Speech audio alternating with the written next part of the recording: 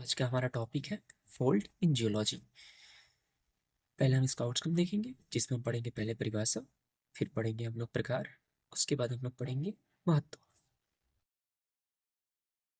अगर हम इसकी परिभाषा की बात करें तो भूविज्ञान में वलन से तात्पर्य उस प्रक्रिया से है जिसमें पृथ्वी की सतह पर स्थित चट्टानों में बल लगने से उन चट्टानों की परतें मुड़ जाती। यह आमतौर पर तब होता है जब प्लेट टेक्टोनिक बलों के कारण पृथ्वी की क्रस्ट पर दबाव तनाव उत्पन्न होता है।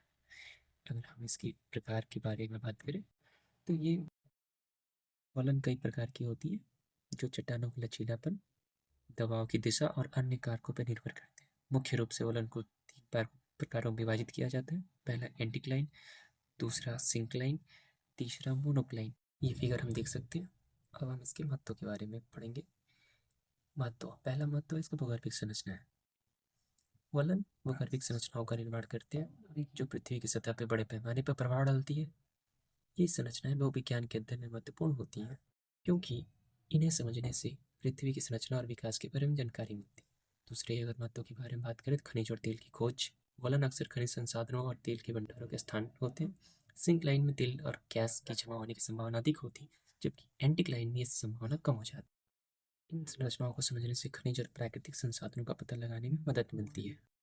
अगर हम इसके तीसरे महत्व के बारे में जानें तो भूकंप और ज्वालामुखी की गतिविधियाँ। वलन पृथ्वी की प्लेटों के बीच तनाव के कारण बनते हैं और ये भूकंपीय गतिविधियों से जुड़े होते हैं।